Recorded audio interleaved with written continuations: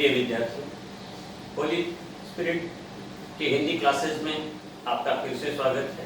और कैसे हैं आप लोग? आशा करता हूँ आप सब बिल्कुल स्वस्थ और स्वानंद होंगे और स्टे होम स्टे सेफ के नियमों का पालन कर रहे होंगे।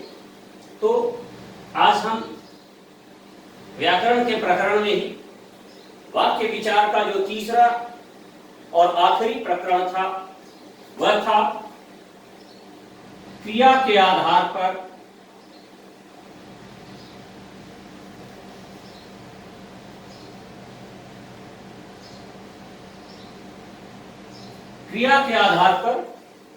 वाक्य का वर्गीकरण।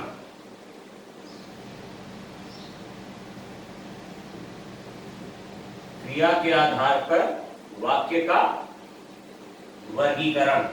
तो मैंने बताया था कि क्रिया के आधार पर जो वाक्य का वर्गीकरण होता है उसे क्या कहते हैं? वाच्य कहते हैं। अब हम जानेंगे कि वाच्य क्या है और इस वाच्य के कितने भेद हैं। वैसे मैंने पहले भी आपको बताया था कि इसके 3 भेद हैं। क्रिया के आधार पर वाक्य के यानी वाच्य के 3 भेद हैं। तो सबसे पहले हम जाने वाच्य क्या है। तो वाच्य में यह प्रत्यय लगा के वाच्य बना। ये अंग्रेजी वाला वाच नहीं है, ये हिंदी का वाच, संस्कृत का वाच है, जिसका अर्थ होता है वाचन यानी बोलना, और यह लगाने से बोलने लायक, वाचन करने योग्य।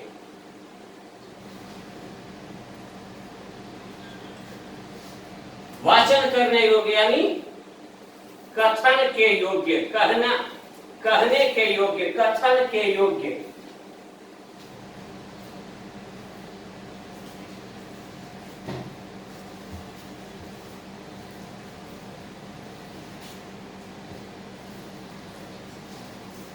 ये इसका शाब्दिक अर्थ होता है वाच्य का, वाचन करने योग्य, कथन के योग्य या कहने योग्य।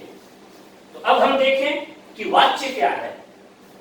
तो जब हम वाच्य के बारे में जानेंगे तो वाच्य का हमने रूप जान लिया। वाच्य क्या है? शाब्दिक अर्थ वाच्य का क्या है? कहने योग्य, कहने लायक। तो वाक्य में क्या कहने लायक है, इसके लिए हम देखते हैं वाच्य। तो वाच्य की परिभाषा हम इस प्रकार देंगे।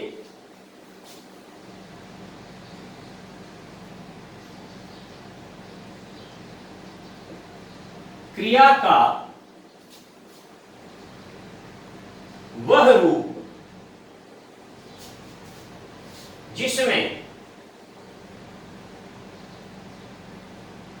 माफ कीजिएगा, वाक्य का वह रूप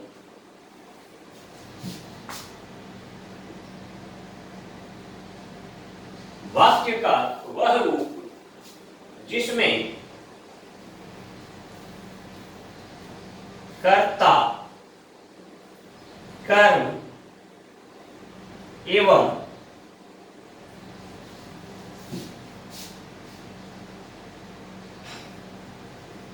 भाव के अनुसार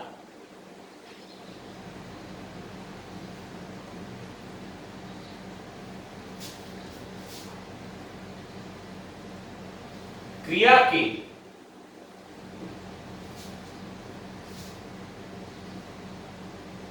लिंग,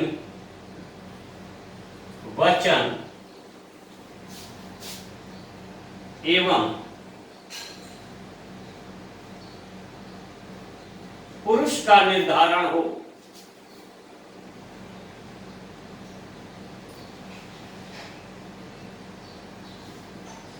उसे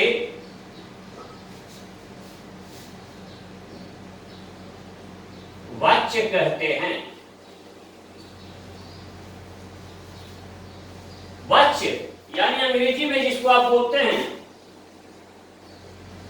वॉइस, अंग्रेजी का वॉइस ही हिंदी का वाच्य है।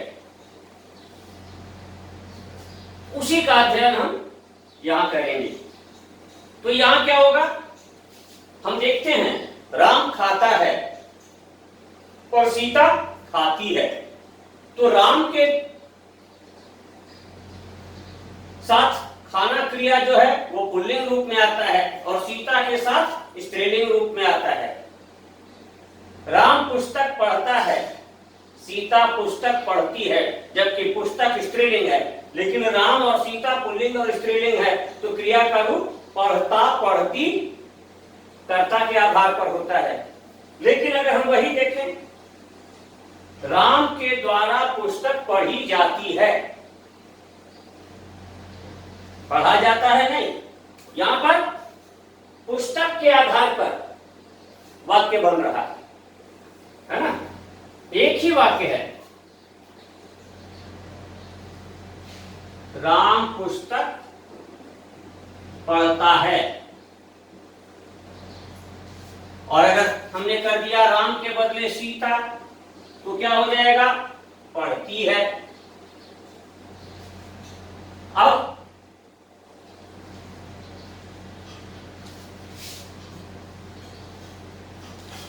राम अखबार पुस्तक स्त्रीलिंग था,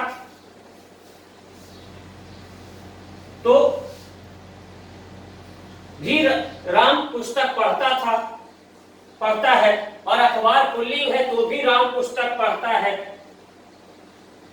अखबार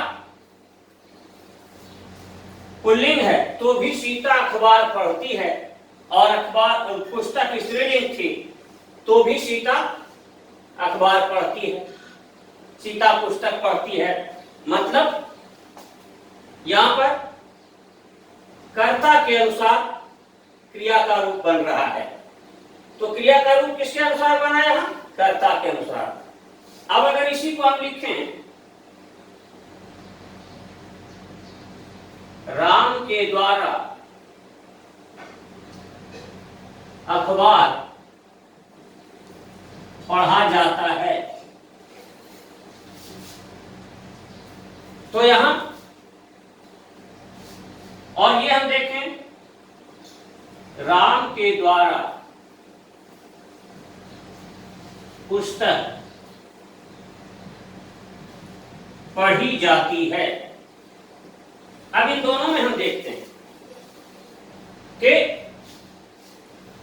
अखबार पुल्लिंग है तो यहां क्रिया का रूप पुल्लिंग बन रहा है, पुस्तक स्त्रीलिंग है तो क्रिया का रूप स्त्रीलिंग बन रहा है, और कर्ता दोनों में पुल्लिंग है, यानी कर्ता के आधार पर नहीं, कर्म के आधार पर बन रहा है। क्यों बन रहा है कि राम के बदले हम यहां अगर कर दें सीता, यहां भी कर दें सीता, तो दोनों स्थितियों में सीता के द्वारा अखबार पढ़ा जाता है, ना कि अखबार पढ़ी जाती है। सीता स्त्रीलिंग है, सीता के द्वारा पुस्तक पढ़ी जाती है। तो यहां पर राम या सीता के आधार पर क्रिया का रूप नहीं बन रहा है, यहां पर किसके आधार पर बन रहा है, अखबार या पुस्तक के आधार पर। तो क्या हो गया, यहां पर कर्म के आधार पर क्रिया का रूप बन रहा है। तो इसमें कर्म प्रधान है, पहले में कर्ता प्रधान था, दूसरे में कर्म प्रधान है, और तीसरे में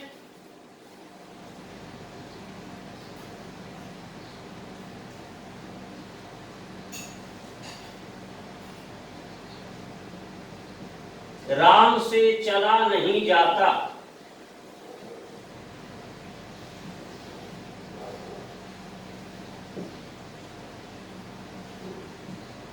सीता से चला नहीं जाता, दोनों का एक ही रूप बन रहा है। दोनों हालत में क्या हो रहा है, क्रिया जो है एक वचन पुल्लिंग और अन्य पुरुष रूप में है। तो यहां पर न कर्ता की प्रधानता है न कर्म की प्रधानता है, यहां भाव की प्रधानता है। तो हमने देखा कि इसमें क्रिया के रूप को प्रभावित करने वाले तीन तत्व हैं। कर्ता, कर्म और भाव। अंग्रेजी व्याकरण में आपने देखा होगा, इंग्लिश ग्रामर में आपने देखा होगा कि वॉइस दो प्रकार के होते हैं, एक्टिव एंड पैसिव।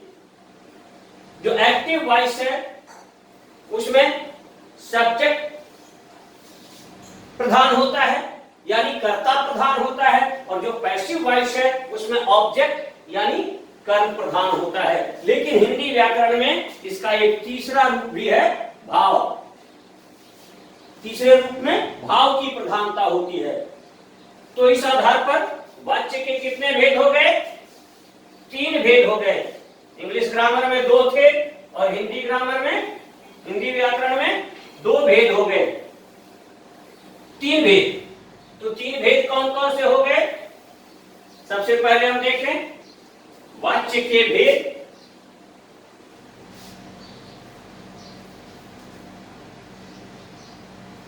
वाच्य के भेद। तो वाच्य के कितने भेद हैं? 3 भेद हैं। पहला कर्तृवाच्य, दूसरा कर्मवाच्य और तीसरा भाववाच्य। कर्तृवाच्य, कर्मवाच्य और भाववाच्य। तो कर्तृवाच्य की खासियत क्या है? इसके कुछ पहचान के लक्षण मैं आपको बता दूं। सबसे पहले इसमें क्या होता है? कर्ता प्रधान। पहली पहचान इसकी क्या है? इसमें कर्ता ही प्रधान होगा, यानी कर्ता के आधार पर क्रिया का रूप बनेगा। इसको दूसरे रूप में भी ले लें, क्रिया का रूप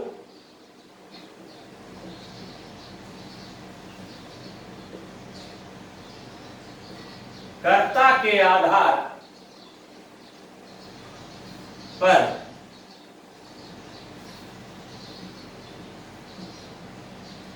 निर्धारित होगा। और तीसरी विशेषता है इसकी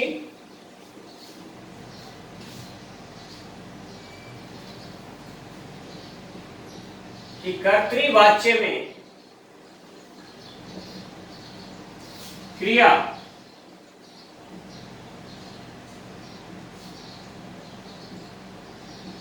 आकर्मक और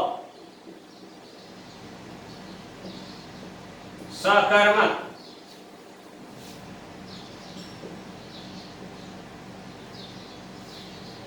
दोनों प्रकार की हो सकती है।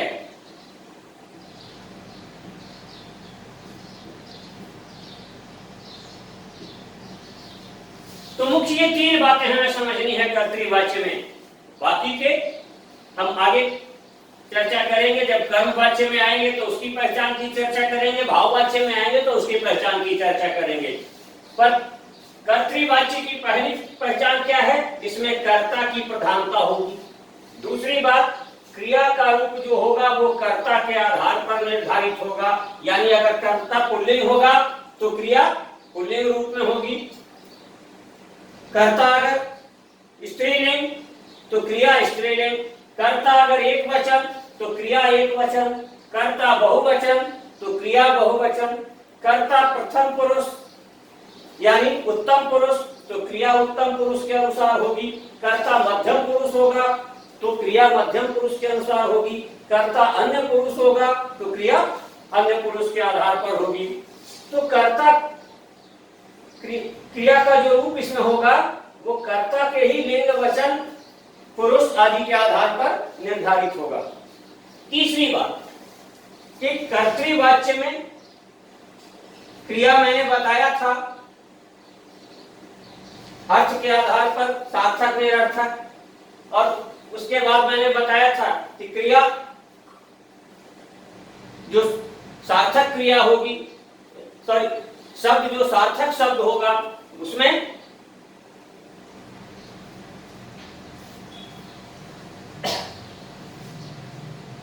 आगे जब हम क्रिया में जाएंगे तो क्रिया का रूप अकर्मक भी होगा और सकर्मक भी होगा।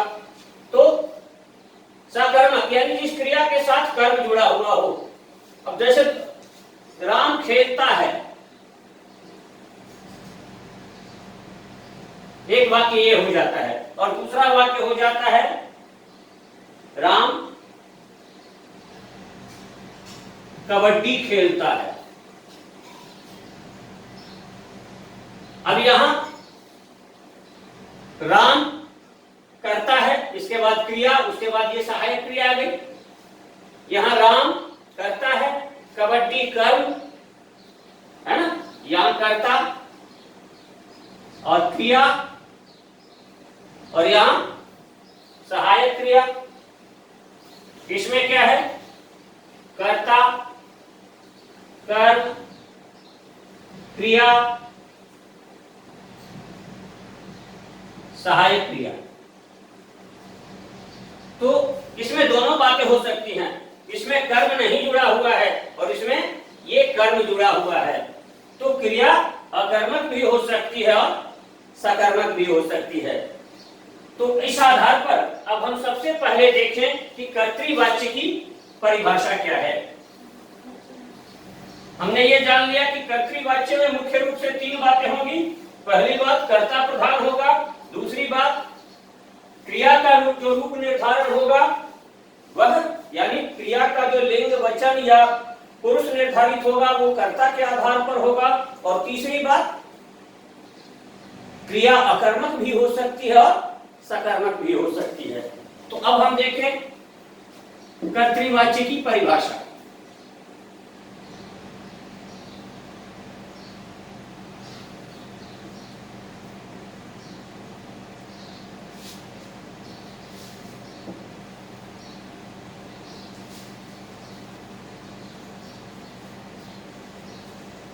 वाक्य के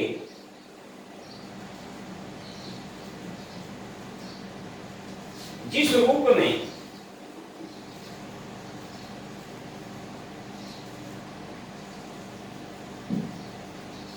कर्ता के आधार पर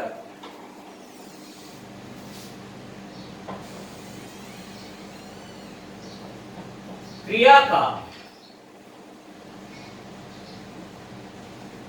लिंग, वचन एवं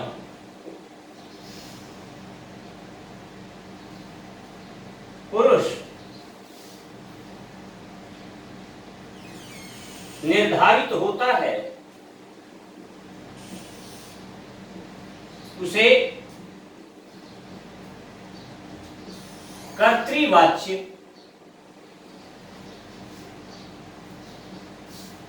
कहते हैं। उसे क्या कहते हैं? कर्तृवाच्य कहते हैं। तो कर्तृवाच्य में वाक्य का स्वरूप कैसे होगा? सबसे पहले आएगा कर्ता, उसके बाद कर्म, यदि हो तो, है ना। इसमें हम ये देख लें कि यदि सकर्मक क्रिया हो,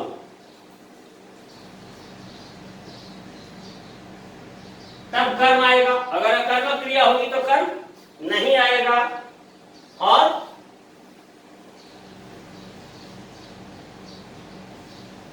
क्रिया का रूप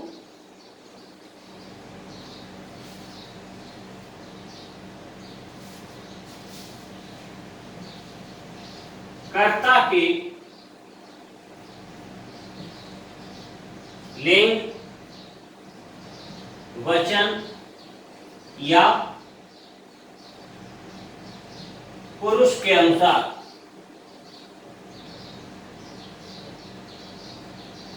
तो इस तरह से वाक्य बनेगा। सबसे पहले कर्ता आएगा, उसके बाद यदि कर्म होगा तो कर्म आएगा, और उसके बाद क्रिया आएगी।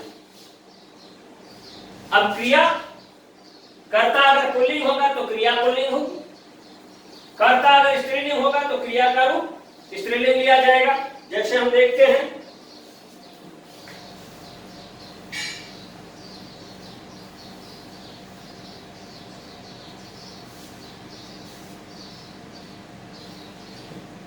रमेश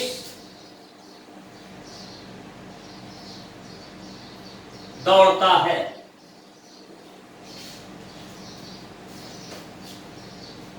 तो यहां पर अकर्मक क्रिया है। तो रमेश क्या है? पुल्लिंग है, तो कर्ता का रूप भी पुल्लिंग के अनुसार बना है।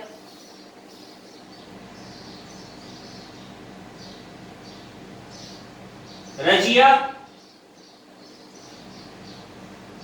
नाचती है। अब रजिया स्त्रीलिंग है तो नाचना क्रिया का स्त्रीलिंग रूप आ गया यहां। तो क्रिया का रूप जो है वो किसके आधार पर हो रहा है? कर्ता के आधार पर हो रहा है। अब अगर आता सुरेश और रमेश, तो दौड़ता है के बदले क्या हो जाता? दौड़ते हैं।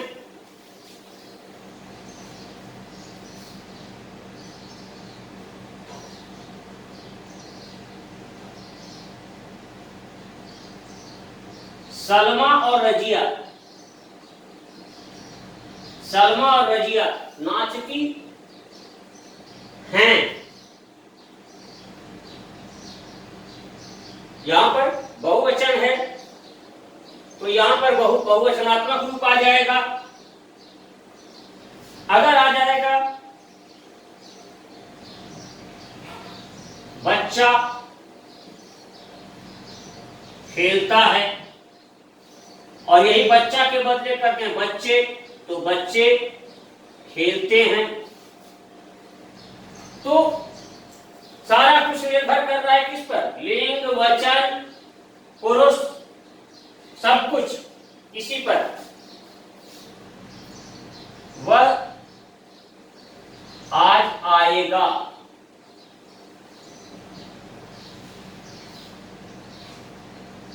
और इसके बदले अगर हम कर दें वे आज, तो यहां क्या हो जाएगा?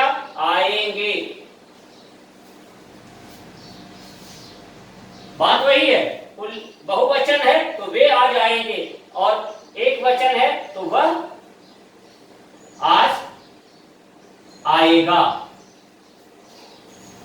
तो इस आधार पर हमने देखा कि कर्तृवाच्य में क्रिया का जो रूप है वह कर्ता के आधार पर होता है। इसमें कर्ता की प्रधानता होती है, और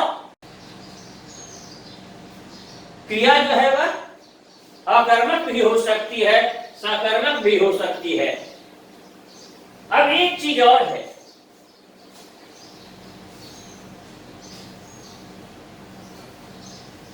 इसकी एक विशेष स्थिति है। विशेष स्थिति क्या है कि सामान्यतया वो देखने में लगता है जैसे मैंने एक वाक्य लिया,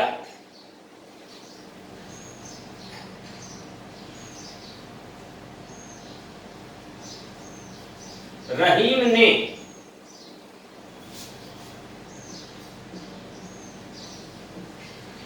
दोहे रचे।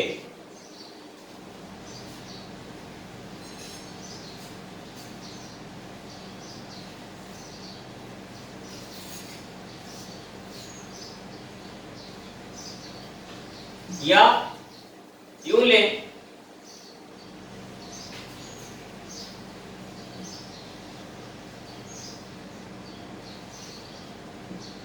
महाराणा प्रताप ने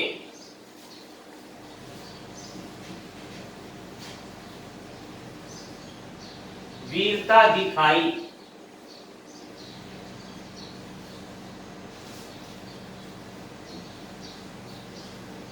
राम ने दूध पिया।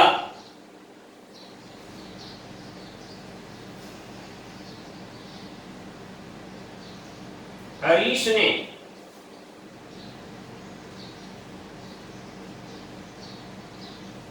फिल्म देखी। अब यहां हम देखते हैं, ये तीन वाक्य मैंने आपके सामने रखा। महाराणा प्रताप पुल्लिंग है, वीरता स्त्रीलिंग है, तो क्रिया स्त्रीलिंग के रूप में हुई है, यानी वीरता कर्म, तो यहाँ क्रिया जो है वो कर्म के आधार पर हुई है। राम ने दूध पिया,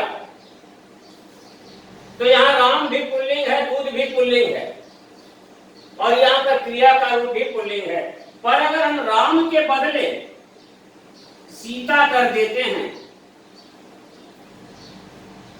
गीता कर देते हैं, तो भी क्या आएगा? गीता ने दूध पिया, सीता ने दूध पिया, तो दूध पुल्लिंग है, कर्म दूध है, तो कर्म के आधार पर क्रिया निर्धारित हो रही है। यहाँ पर भी कर्म के आधार पर निर्धारित हो रही है। फिल्म स्त्रीलिंग है, तो हरीश ने फिल्म देखी, यहाँ भी कर्म के आधार पर निर्धारित हो रही है। अब हरीश के बदले हम सीमा कर दें, तो भी सीमा ने फिल्म देखी। अब मैंने आपको बताया था कि कर्म वाच्य में कर्म की प्रधानता होती है, क्रिया का रूप कर्म के आधार पर निर्धारित होता है, और यहाँ तीनों जगह क्रिया का रूप जो है वो कर्म के आधार पर निर्धारित होता है। यहाँ हो रहा है, स्पष्ट दिख रहा है। लेकिन ये सारी शर्तें पूरी होने के बावजूद ये तीनों वाक्य जो हैं ये कर्म वाच्य में नहीं आएंगे। आप कहेंगे कि सर आप भी कहते हैं कि जिसमें कर्म की प्रधानता होगी, कर्म के आधार पर क्रिया का रूप निर्धारित होगा, वह कर्मवाच्य होगा, और यहाँ आप ही कह रहे हैं कि कर्म के आधार पर क्रिया निर्धारित हो रही है, पर इसके बावजूद ये कर्मवाच्य नहीं होके कर्तृवाच्य हो रहा है। तो क्यों हो रहा है? तो इसका एक नियम है कि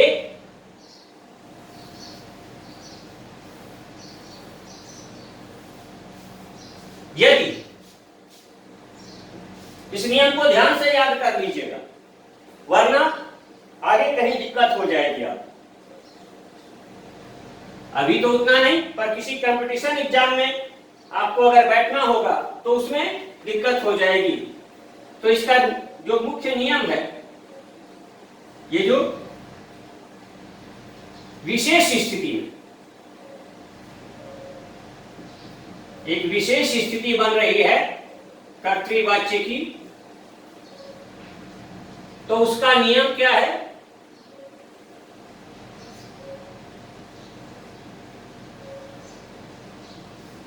यदि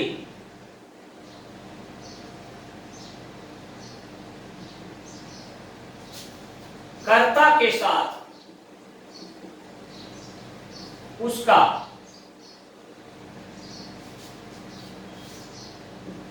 ने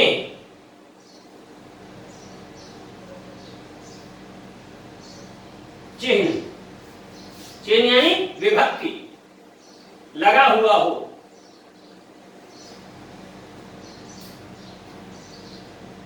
और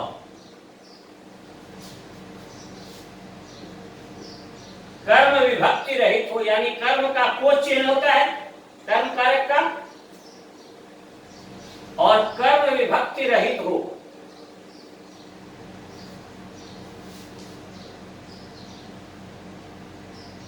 तो वहां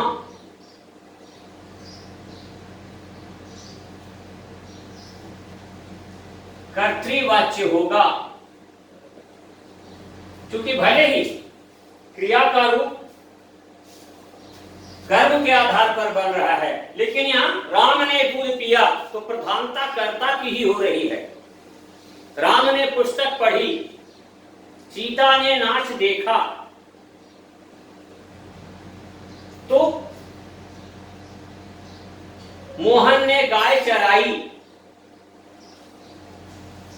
तो इस तरह से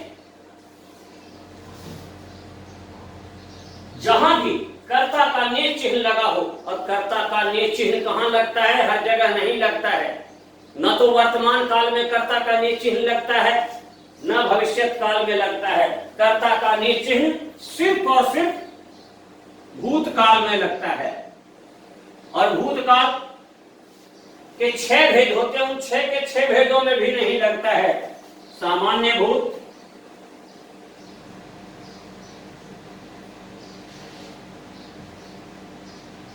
आसन्न भूत, पूर्ण भूत और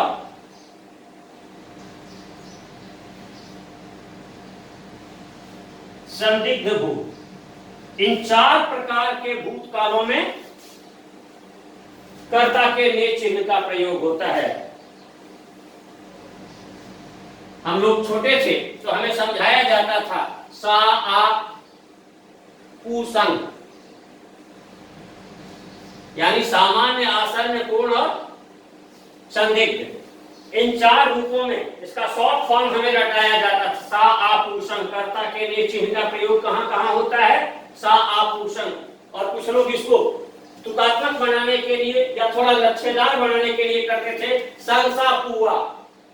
बात वही है, यही 4 आ रहे हैं, पर जो क्रम है वो इस तरह से सामान्य, आसन्न, पूर्ण और संदिग्ध, सा आ पू संग। तो इन्हीं पे ने चिन्ह का प्रयोग होगा। तो हम यहां देख रहे हैं कि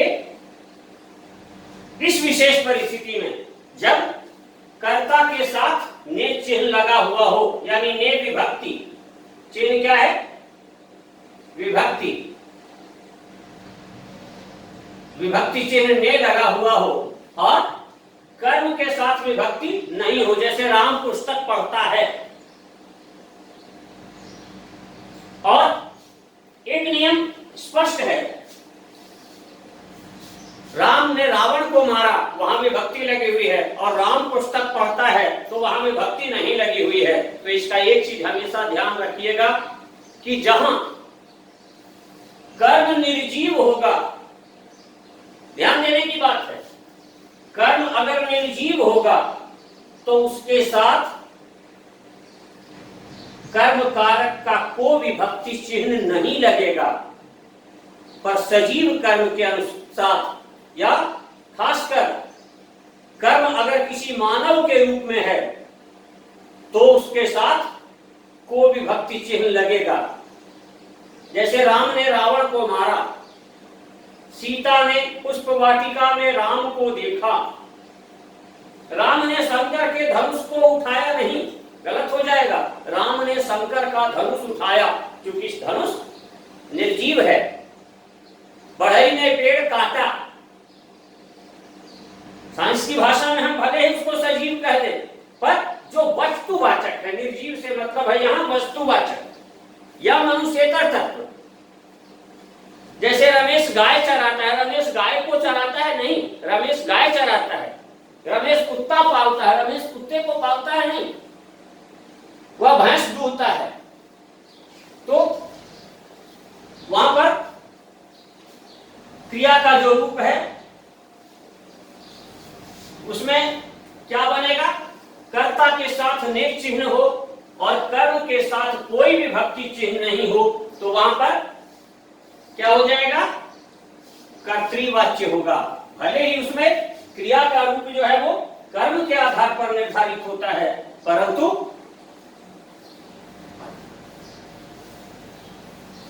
वाच्य के रूप में जब, चूंकि प्रधानता वहां कर्ता की ही दिखाई पड़ती है, इसलिए वाच्य के रूप में जब हम बात करेंगे तो एक विशेष नियम के तहत वह कर्तृवाच्य का ही रूप होगा।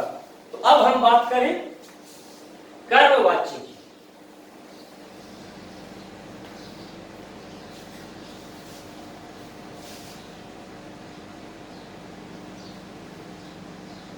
कर्मवाच्य दूसरा भेद है वाच्य का, कर्मवाच्य। तो यहां पर स्पष्ट है कि अगर कर्तृवाच्य में कर्ता की प्रधानता थी तो इसमें कर्म की प्रधानता हो, यानी इसमें क्रिया का लिंग, वचन, पुरुष आदि जो भी होगा वह किसके आधार पर निर्धारित होगा? कर्म के आधार पर निर्धारित होगा। तो सबसे पहले इसकी परिभाषा देख लें हम। जहां क्रिया का लिंग, वचन, पुरुष या लिंग, वचन एवं पुरुष का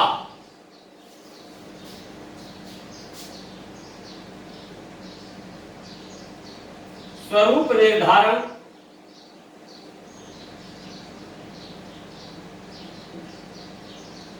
स्वरूप निर्धारण कर्म के आधार पर हो,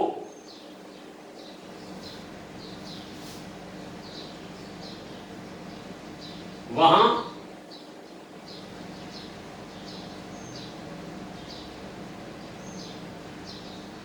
कर्मवाच्य होता है।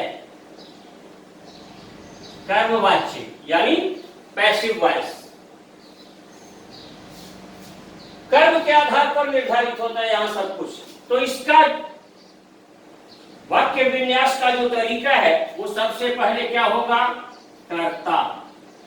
वाक्य में सबसे पहले आएगा कर्ता, कर्ता के बाद के द्वारा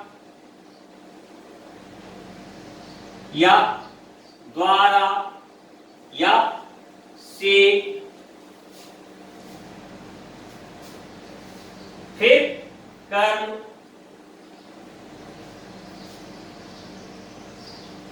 कर्ता के बाद जैसे राम के द्वारा रोटी खाई गई, तो कर्ता के बाद के द्वारा या राम द्वारा रोटी खाई गई, राम से रोटी खाई गई, तो ये रूप होगा इसमें कर्म।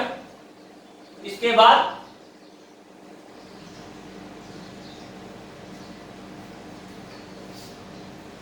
क्रिया का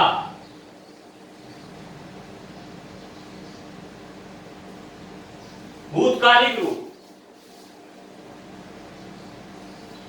जैसे आप इंग्लिश में देखते हैं ना, एक ही वर्ड है, उसका एक ही वर्ड है जो वर्ब के लिए प्रयुक्त होता है, उसका present, past and past participle, जैसे गो, वेंट, गॉन, इन 3 रूपों में होता है, लेकिन हिंदी में यहां पर 2 ही रूप में होता है।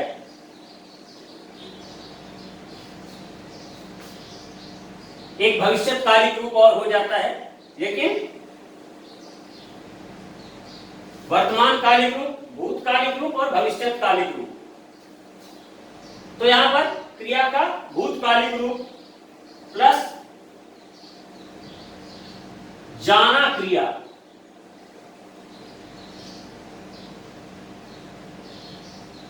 काल, वचन, लिंग के आधार पर जाना क्रिया, जैसे जाता है, उसके द्वारा खाया जाता है, कर्ता को नेत्र चिन्ह से पहचाना जाता है, तो जाता है इसमें, उससे जाया जाएगा, आज रामायण दिखाई जाएगी, आज सुंदर कांड का पाठ किया जाएगा। तो ये जाना क्रिया जो लास्ट में लग रहा है, उसका काल, वचन, या अगर वाक्य भूतकाल में है तो जाना का क्रिया का रूप गया, गई, गए के रूप में आ जाएगा। वर्तमान काल में है तो जाता है, जाती है, जाते हैं के रूप में आ जाएगा। भविष्यत काल में होगा तो जाएगा, जाएगी, जाएंगे इस रूप में आ जाएगा।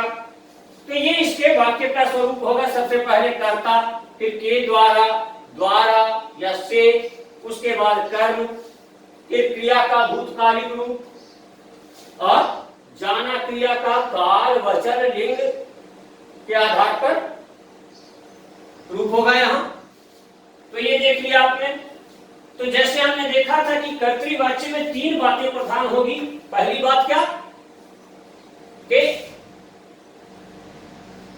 कर्ता की प्रधानता होगी, क्रिया का रूप कर्ता के आधार पर होगा और क्रिया अकर्मक और सकर्मक दोनों होगी। तो उसी आधार पर आपने ये परिभाषा एक बार अच्छी तरह से फिर देख लीजिए कि जहां क्रिया का लिंग, वचन एवं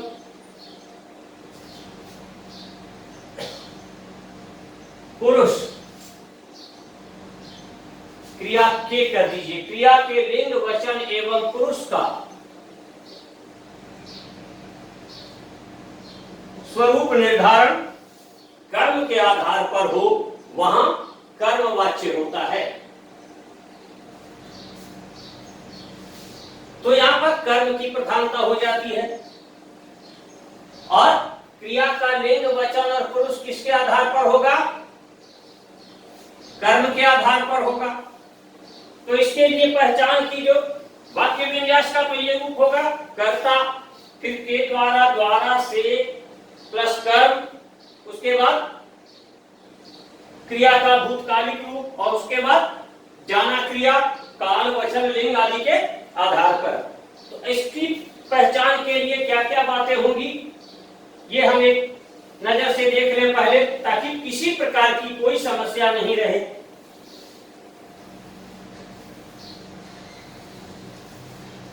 सबसे पहले इसकी पहली पहचान क्या है कि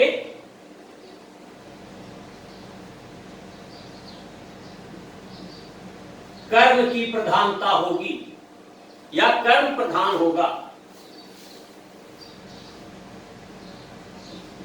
कर्मवाच्य में कर्म प्रधान होगा।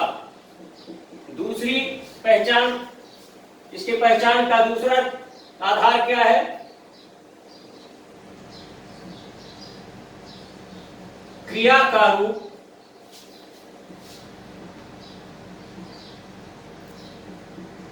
कर्म के आधार पर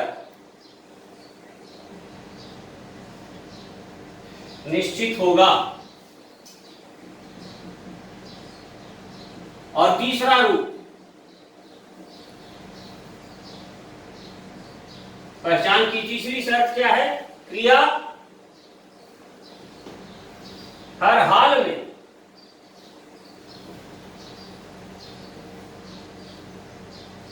सकर्मक होगी।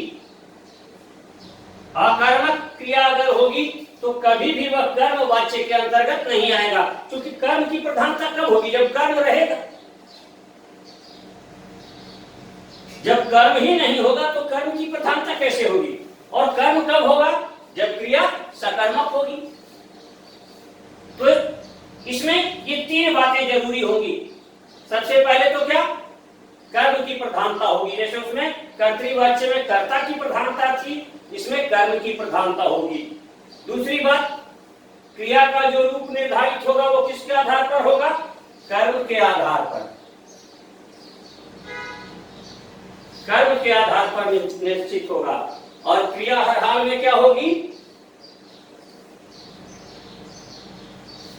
सकर्मक क्रिया होगी। तो इस तरह से ये तीन शर्तें होंगी। जैसे एक उदाहरण ले, उसी के अनुसार जो मैंने पहले लक्षण बताया था। सबसे पहले कर्ता, तो मान लीजिए हम कर्ता लेते हैं रमेश के द्वारा रोटी। तो कर्ता के बाद मैंने बताया था के द्वारा, द्वारा या से में से कोई होगा, तो हमने के द्वारा लिया यहां। उसके बाद कर्म, कर्म में रोटी आ गई। क्रिया का भूतकालिक रूप, तो रोटी स्त्रीलिंग है, तो क्रिया का भूतकालिक रूप खाई और जाती है। अगर कर्तृवाच्य में यह वाक्य होता रमेश रोटी खाता है, तो यहां पर क्रिया का रूप जो है वो कर्ता के आधार पर बना है, पर यहां क्रिया का रूप जो है वो कर्म के आधार पर है। अगर यहां हम दे दें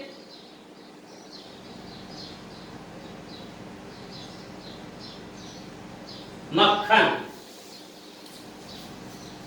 रमेश के द्वारा मक्खन, अब मक्खन क्या है? पुल्लिंग है, तो खाई के बदले यहां हो जाएगा खाया, और जाति के बदले जाता है। तो रमेश के द्वारा मक्खन खाया जाता है। अब अगर हम रमेश के बदले यहां सीता ले आते हैं, या रमेश के बदले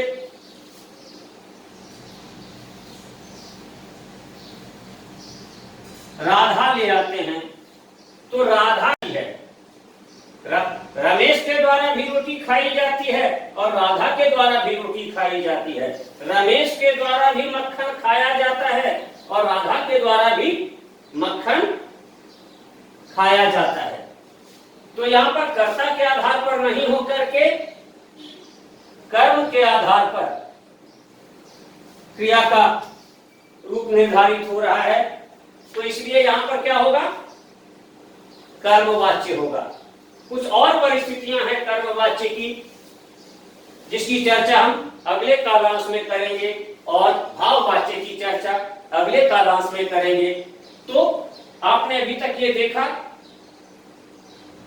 कि कर्तृवाच्य क्या है, वाच्य की परिभाषा देखी आपने, फिर कर्मवाच्य देखा, कर्मवाच्य की परिभाषा देखी, उसके लक्षण देखे, उसकी विशेष परिस्थिति देखी, फिर आपने देखा कर्मवाच्य, कर्मवाच्य की परिभाषा, कर्मवाच्य के वाक्य का स्वरूप निर्धारण, कर्मवाच्य के प्रमुख ये 3 लक्षण और कर्म की प्रधानता। इन 2 उदाहरणों से हमने देखा। कल हम कुछ और उदाहरण देखेंगे और फिर इसकी भी जो विशेष परिस्थितियां होंगी, इसके जो कुछ और नियम होंगे। 3 नियम तो हमने देख लिया कि कर्म की प्रधानता होगी, क्रिया का रूप कर्म के आधार पर निश्चित होगा, क्रिया हर हाल में सकर्मक होगी। इनके अलावा भी जो कुछ परिस्थितियां बनेगी, उन सब की चर्चा हम अगले कालांश में करेंगे। आशा करता हूं कि आपको ये पाठ समझ में आया होगा, अच्छी तरह से समझ गए होंगे आप। और यदि कोई समस्या हो तो मैंने अपना मोबाइल नंबर इससे पहले वाले लेक्चर में आपको दे रखा है। उस मोबाइल नंबर पर व्हाट्सएप करके, संपर्क करके या कमेंट बॉक्स में कंप्लेन करके, जैसे भी हो उस आधार पर आप मुझसे बात कर सकते हैं, समस्या का समाधान कर सकते हैं। और एक बात और, कुछ विद्यार्थियों की शंका थी कि हमें वीडियो देख करके नोट्स बनाने में दिक्कत हो रही है। तो मैं कहूंगा कि आप बड़े आराम से वीडियो को देख करके नोट्स बना सकते हैं। जहां जरूरी हो पॉज करके, रिपीट करके, जैसे भी हो, जो इसके आधार पर आप बनाएंगे वो सबसे सटीक होगा। क्योंकि अगर आपको मैं नोट्स लिख के दे दूं तो उससे कोई फायदा नहीं होने वाला है। उसमें आप बस लिख लीजिएगा, उसको रट लीजिएगा, लेकिन ऐसा क्यों हुआ ये बोल के ही समझाया जा सकता है, लिख के समझाना संभव नहीं होगा। इसलिए मैं आपको यही सलाह दूंगा कि बेहतर है कि आप मेरे लेक्चर को देखकर, मेरी ऑनलाइन क्लास के वीडियोस को देख करके और उसके आधार पर ही नोट्स तैयार करें। और कोई समस्या हो तो हाथों हाथ बात कीजिए ना, मैं आपकी समस्या का तुरंत समाधान करूंगा। तो मैं समझता हूं अब आपको कोई समस्या नहीं आनी चाहिए, और फिर भी कोई समस्या है तो फिर समाधान भी है। तो आज के लिए इतना ही, कल फिर मिलेंगे। धन्यवाद।